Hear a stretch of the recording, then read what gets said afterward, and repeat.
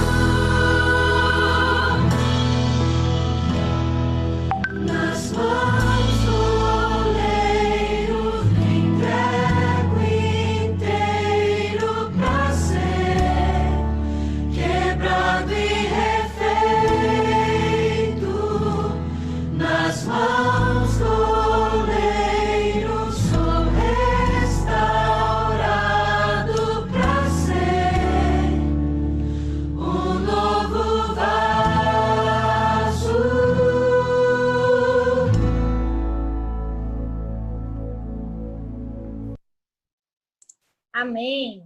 Louvado seja Deus pela sua presença, né? Os que chegaram após o louvor, que Deus possa lhe abençoar. E nós vamos assistir nesse momento o Provar e Vede, né? Aos domingos nós costumamos reprisar o Provar e Vede para aqueles que não tiveram a oportunidade de assistir no sábado.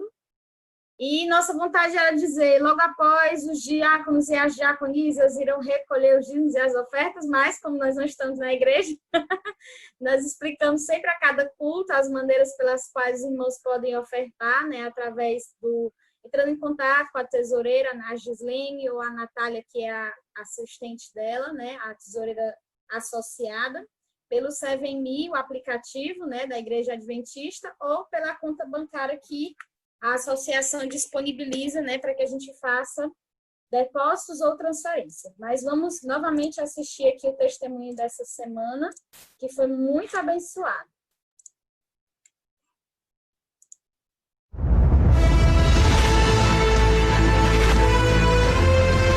Provai e vede. História de hoje: motivação no desafio.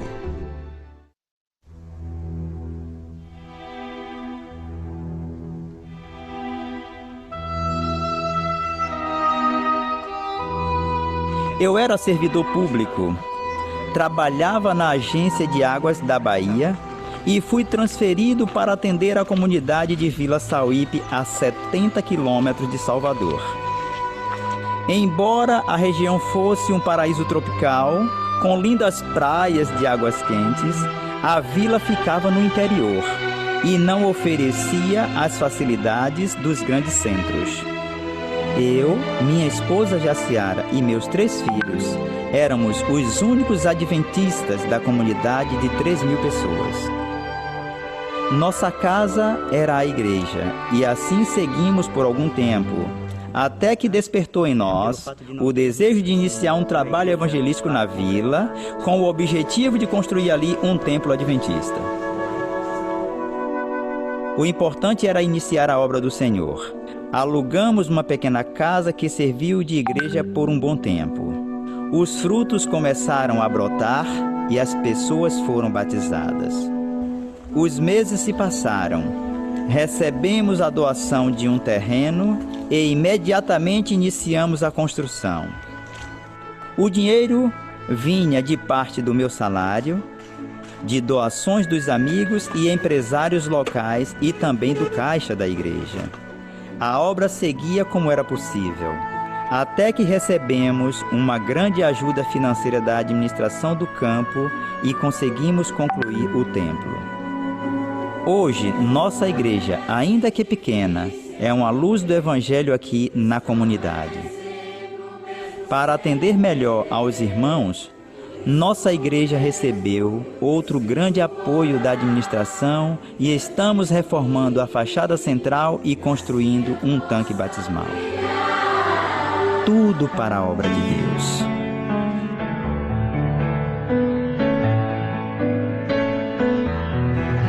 Nós somos os pioneiros aqui em Vila Sauípe. E o Senhor tem feito o seu povo seguir em frente no cumprimento da nossa grande obra de evangelização. Os membros da igreja em todo o mundo têm sido fiéis nas ofertas. Desta forma, a administração do campo conseguiu nos apoiar financeiramente na construção do nosso templo. Eu sei que existem inúmeros projetos que também estão recebendo ajuda financeira, como no caso da Igreja de Lauro de Freitas, que hoje pode receber mais de 500 pessoas. Da Igreja de Maragogipe, que se tornou a mais bonita da cidade. Da Igreja de Periperi, totalmente derrubada e refeita. Da Igreja do Parque Verde 2, colocada de forma visível para a comunidade. Da Igreja de Gleba H, reconstruída numa estrutura de Maranata, e muitas outras. Com uma fé inabalável e orações fervorosas, seguimos as orientações de Deus e o mar se abriu para nós. Louvado seja o nosso Deus. Provai e vede. E agora, eu os convido para esse momento especial de adoração através dos dízimos e das ofertas. Que Deus os abençoe.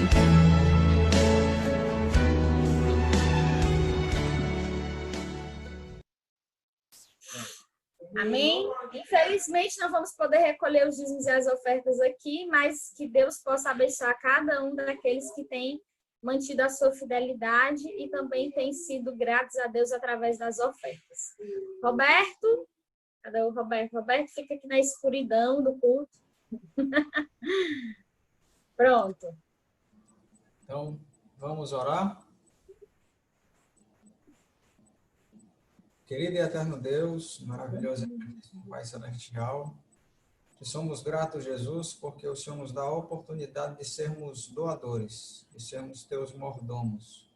Isso não é uma obrigação, é um privilégio, porque fazemos parte de uma sociedade com alguém que jamais pode errar, com alguém que jamais pode falir, que é o nosso Deus. Então, Jesus nos ajuda a sermos fiéis, seja no pouco ou seja no muito, mas que sejamos fiéis em nosso tempo, em nosso templo, em nosso talento, em nossa temperança, que sejamos fiéis, Jesus, em respeito à nossa vida. Dá-nos a tua paz, dá-nos a tua proteção, unge-nos com teu Espírito Santo, é o que te pedimos, em teu nome, amém. E amém, Senhor. Amém.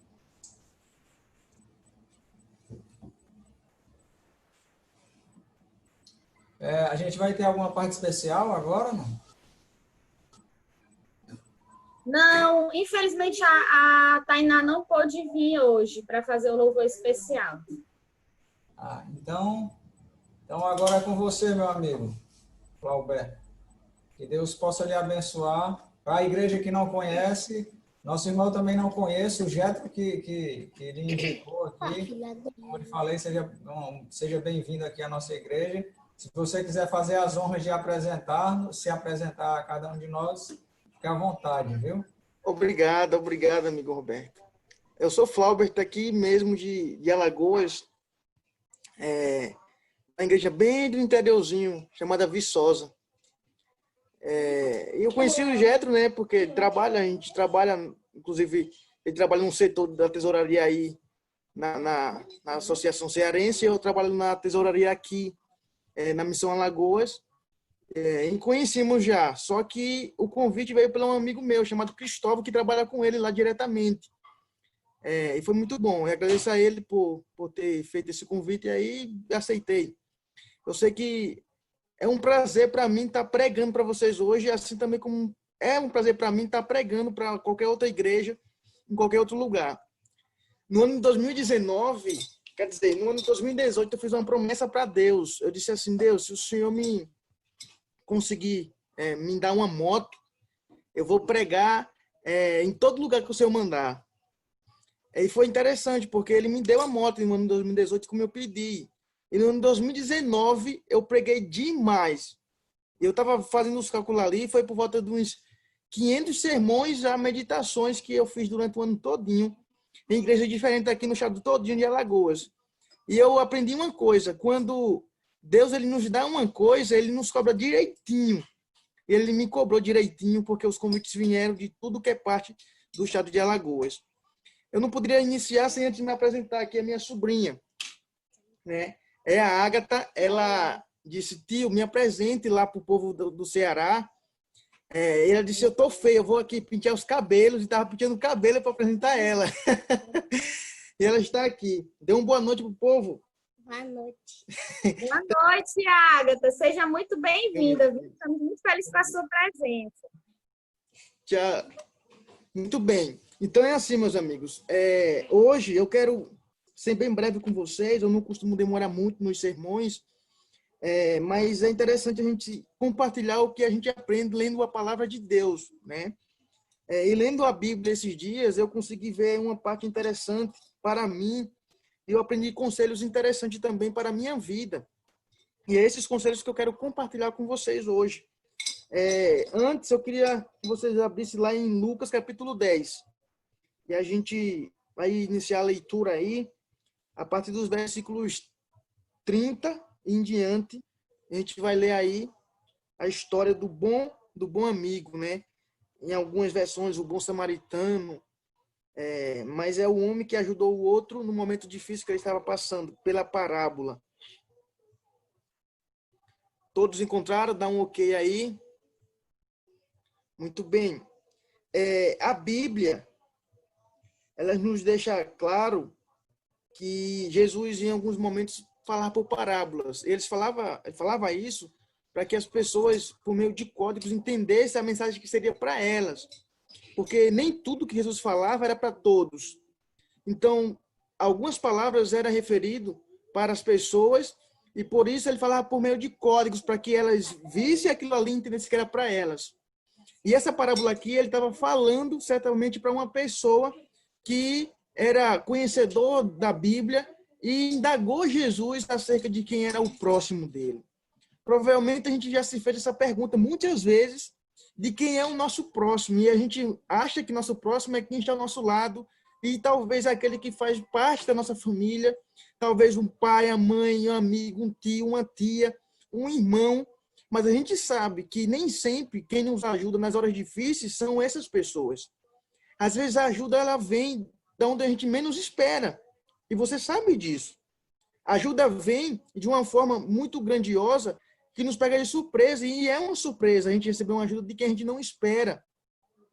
E provavelmente Jesus contou essa parábola por isso. Por quê? Porque perguntaram a ele quem era o próximo dele. Né? Quem era o próximo? Se hoje nós somos da Igreja Adventista e a gente está passando por uma dificuldade, a gente espera claramente que a gente receba a ajuda dessas pessoas, nossos irmãos da fé. Mas nada impede da gente receber a ajuda de outras pessoas que não fazem parte da nossa denominação, né? E a gente fica incrível com isso. Por quê? Porque a gente acha que nosso próximo são os que estão perto. E nem sempre é assim. Outros que torcem para o Flamengo acham que a torcida do Flamengo é o próximo. Os que torcem para o Botafogo acham que o próximo é quem torce para o Botafogo. E não é assim. Jesus quer dizer que o próximo da gente é aquele que está distante. E é todo aquele que se dispõe a me ajudar no momento difícil que eu estiver passando. Certo? E aí eu queria ler o versículo 30 com você em diante, que diz assim, ó, Jesus prosseguiu dizendo assim: certo homem descia de Jerusalém para Jericó e veio a cair em mãos de salteadores, pessoas que roubavam, né? Os quais, depois de tudo lhe roubarem e lhe causarem muito ferimento, retiraram-se dali, deixando-o semi-morto. Casualmente descia um sacerdote por aquele mesmo caminho e, vendo, passou de largo. Semelhantemente, um levita descia por aquele lugar e, vendo a situação, também passou de largo. Certo samaritano que seguia o seu caminho passou-lhe perto e, vendo, compadeceu-se dele. E, chegando-se, pesou-lhe os ferimentos, aplicando-lhe óleo e vinho, e colocou sobre o seu próprio animal, levou para uma hospedaria e tratou dele. No dia seguinte, tirou 2 denários e os entregou aos hospedeiros, dizendo: cuida deste homem, e se alguma coisa gastares a mais, eu te indenizarei quando voltar. Qual destes 3 te parece ter sido próximo daquele homem que caiu nas mãos das pessoas que roubava? Versículo 37, o último diz: respondeu o intérprete da lei, o que usou de misericórdia, ou em outras versões que diz, o que teve misericórdia daquele homem. E Jesus diz: então vá e proceda do mesmo jeito, né? Do mesmo jeito. Por mais que essa história seja uma parábola, a gente vê ela refletida na vida de muita gente, né? De muita gente. Para a lei, era proibido qualquer judeu tocar em um cadáver, senão ele ficaria imundo, certo? E para a lei, era impossível tocar em um samaritano, certo? Porque eles não se davam bem por várias razões, né? eles eram inimigos por nação mesmo. Talvez seja hoje um cristão e um muçulmano, um adventista e um assembleano. E assim, eles tinham essas diferenças religiosas e por essa razão eles não se davam bem um com o outro. Certamente ele estava caído ali semi-morto, a Bíblia deixou claro. E desceu ali um sacerdote que era judeu, e desceu também um levita que era judeu. E pela lei eles deveriam, claro, passar de largo.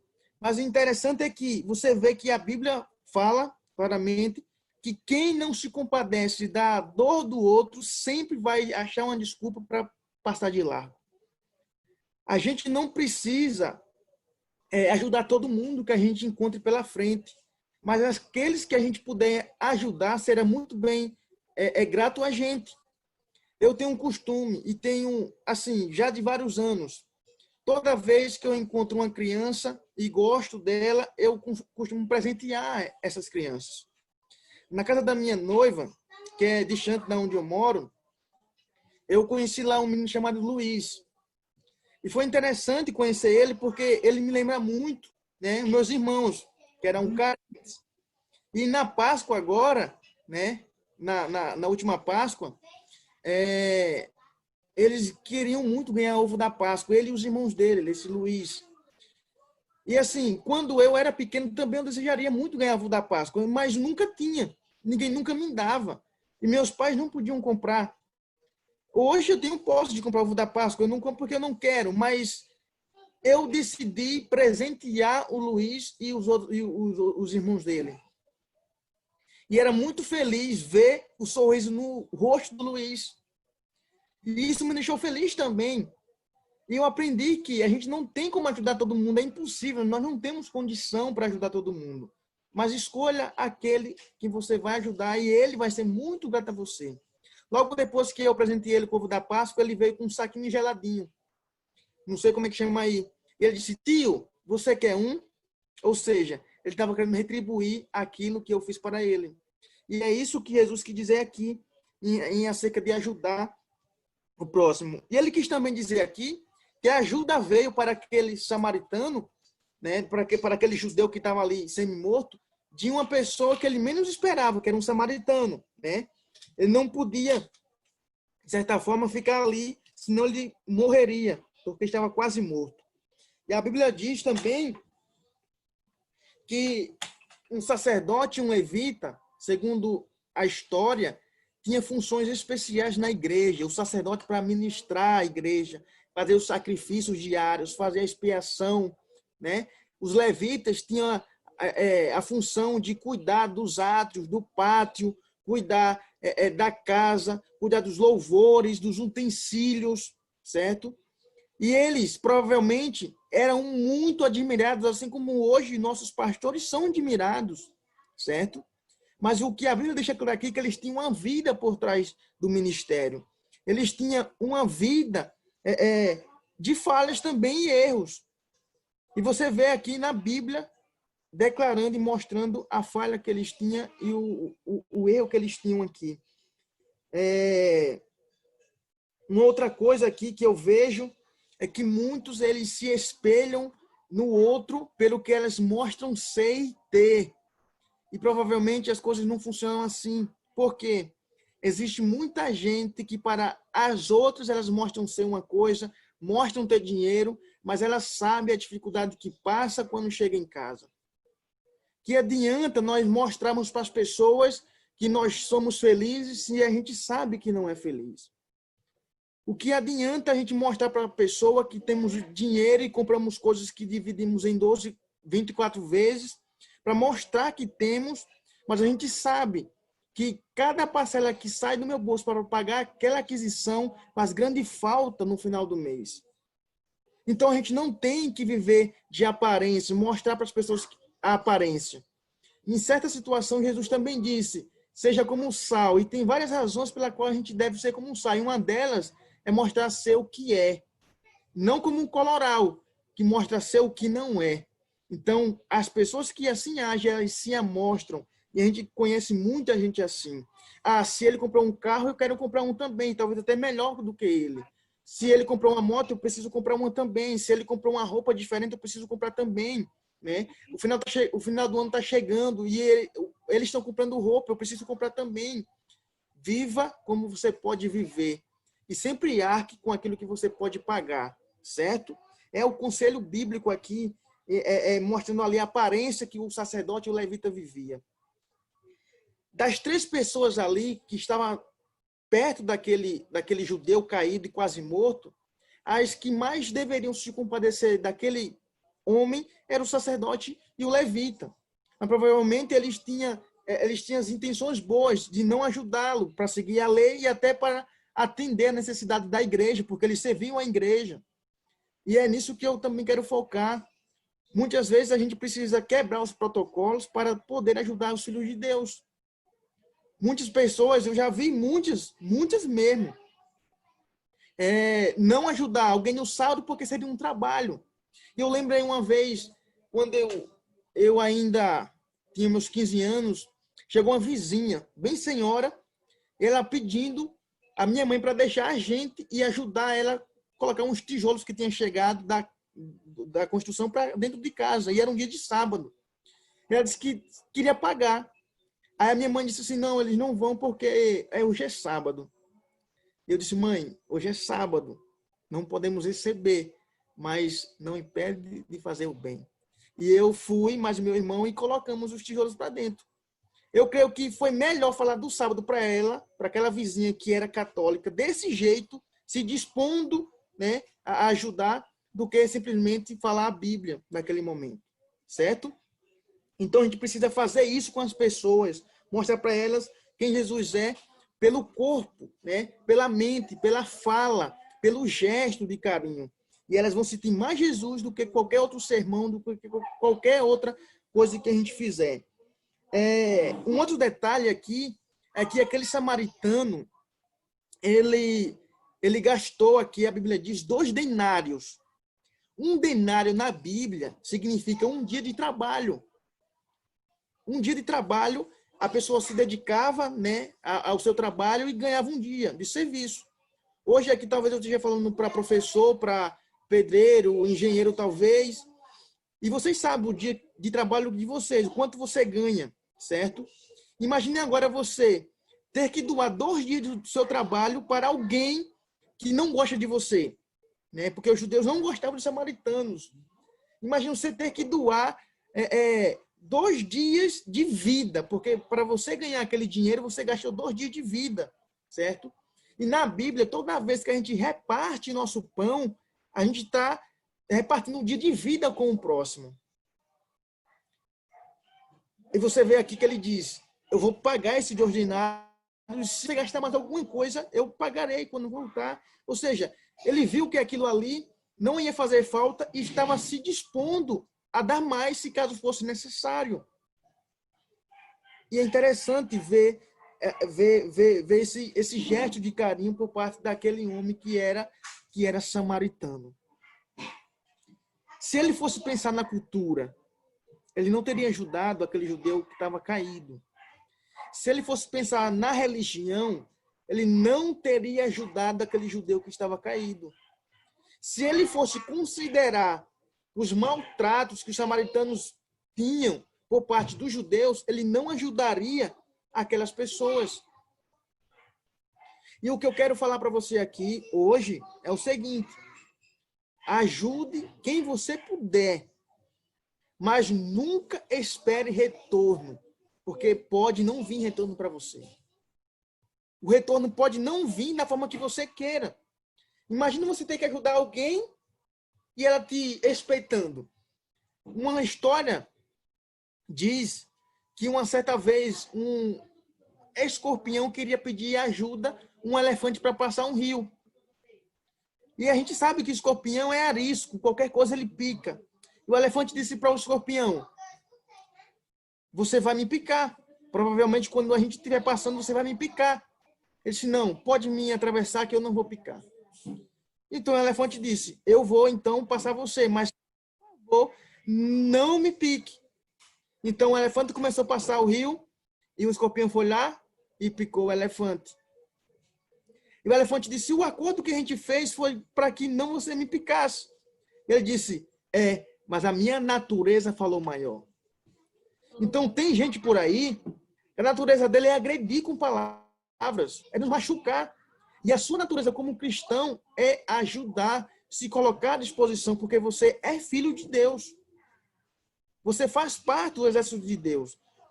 Enquanto os hinos estavam aqui passando, eu fiquei lembrando da minha infância. Com 14 anos, eu entregando a vida a Jesus. Hoje eu tenho 24. De lá para cá, muita coisa aconteceu. A igreja, ela mudou. Hoje nós estamos aqui conversando por uma videoconferência, por várias situações, e uma delas é a pandemia. Mas eu quero dizer a vocês, eu tenho um desejo de, quando essa igreja consumar o seu trabalho, quando o trabalho dessa igreja finalizar, eu quero ainda continuar fazendo parte dela. Né? Existe um hino que diz, eu sei que um dia estarei bem fraco, esperando a minha hora chegar. Mas enquanto isso não acontecer, estarei aqui orando e louvando ao Senhor. E é um hino muito maravilhoso para mim, pelo menos, porque eu sei que a idade passa, as forças acabam, né? O gás que a gente tem quando a gente é jovem passa, mas eu sei também, enquanto a gente aguarda o Senhor, é uma gratificação viver para Ele aqui na terra. Eu queria agora, para finalizar, contar aqui o que eu tirei desse texto que foi falado por Jesus, por meio de parábola, para aquele intérprete da lei.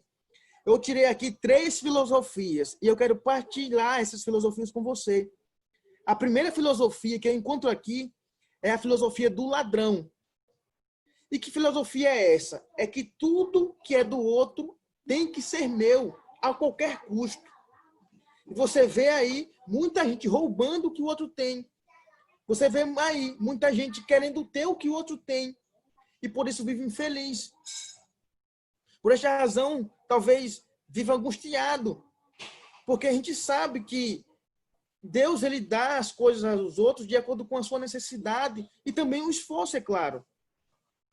Eu, desde os meus 16 anos, sempre sonhei ter carro. Eu consegui comprar carro agora. Imagina se eu fosse me juntar aos marginais e roubar o carro de outras pessoas que estão por aí. Então, essa filosofia é a pior que existe. A filosofia de tomar o que é do outro. Talvez o esposo, a esposa, o namorado. Às vezes até roubar o sonho. Você sabia que tem gente que se entristece quando o outro consegue subir um degrau? Existe gente que se entristece porque o outro está conseguindo realizar o sonho dele. E essa são as pessoas que têm a filosofia do ladrão. O que é seu tem que ser meu a qualquer custo. A outra filosofia que eu tirei aqui para a minha vida é a filosofia do sacerdote e do levita. Por mais que sejam 2 pessoas, eles têm uma filosofia única. E qual é a filosofia deles? Você resolve os seus problemas e eu resolvo os meus. E tem muita gente que é assim. Eu pensando aqui comigo, talvez não, mas eu pensando comigo, se nós, pelo menos os nossos gestores políticos tivessem pensado que o problema do coronavírus lá na China um dia podia afetar a gente talvez não estivesse passando por isso aqui no Brasil. Porque é muito distante de lá para cá. Enquanto estavam lá morrendo, fazendo hospitais, né? A gente aqui estava curtindo o carnaval, pelo menos o povo que é do mundo curtindo o carnaval. Não estava preocupado com o vírus lá. Você vê que o problema que estava lá, hoje nós estamos vivendo aqui, e com intensidade maior. Então, a filosofia do sacerdote do levita é que você cuide dos seus problemas e eu cuido dos meus. O que é seu, o que é meu e pronto. E a gente sabe que o que Deus nos dá é para atender aqueles necessitados. Por isso que aqui que eu contei a história do Luiz. Para mim não fez falta comprar ovo da Páscoa e dar para eles e para os irmãos dele. Mas para ele foi muito bom receber um dia um ovo da Páscoa num momento especial que era a Páscoa. Então, meus queridos, essa filosofia, por mais que não seja a pior, também é uma filosofia que nos deixa longe do caminho para o céu. A última filosofia é a melhor e a que Deus quer que a gente tenha hoje. É a filosofia do samaritano. A filosofia de que o que é meu pode ser seu. O que é meu, eu posso dividir com você. A minha roupa, quando eu tinha ali meus irmãos e morava com eles, todas as minhas roupas eu emprestava aos meus irmãos. Tem irmãos aí que não gostam de emprestar roupa e não querem emprestar roupa. E a gente sabe que quem já passou por dificuldades na infância teve que emprestar roupa para o irmão. Teve que calçar o sapato do outro. Talvez teve que dividir a farda de ir para a escola com o outro. E isso nos deixou humanos. Nos fez humanos. Né? Então, essa filosofia do samaritano, que o que é meu pode ser compartilhado com vocês, é a melhor, e foi aquele que quis colocar ali no coração daquele intérprete da lei, né? E fazer com que aquele homem entendesse que o próximo da gente pode ser aquele que a gente não dá valor, certo? Pode ser aquele que a gente despreza, pode ser aquele que a gente talvez veja que não tenha condição para me ajudar um dia. E ele disse aqui e mostrou claramente, nosso próximo pode ser aquele que talvez a gente odeia, certo? Ele pode nos ajudar um dia. Então é isso aí, meus irmãos. Eu espero ter contribuído com vocês, certo? Com essa mensagem. Eu espero, em algum momento, ter ajudado você com alguma palavra. E se alguma coisa eu falei aqui que deixou alguém chateado, me perdoe, essa não foi a intenção. Mas eu espero que Deus ajude você e sua família nesse momento. E sempre conserve a palavra dele no seu coração até a volta dele. Eu posso orar? Como é que é? Vai ter um louvor? Ou eu já posso orar aqui? Não me falaram nada de nenhum louvor especial, não. Parece que a nossa cantora de hoje não pôde comparecer ao nosso... Rapaz, logo no dia que eu ia participar do culto com vocês, ela não veio. Então, posso orar, Roberto? Pode orar. Pode ficar à vontade. Vamos orar, meus irmãos. Obrigado, Senhor, por esse momento. Aqui eu conheci o Roberto. Talvez a gente não se veja nunca presencialmente, mas eu sei que no céu eu verei ele e sua família. Assim também como os outros que estão aqui fazendo parte desse culto e também fazendo parte de outros cultos online. Nos conserva fiel, Pai, a tua palavra. Sabemos que sem profecia o povo se corrompe. Sem culto, o povo se afasta dos teus caminhos.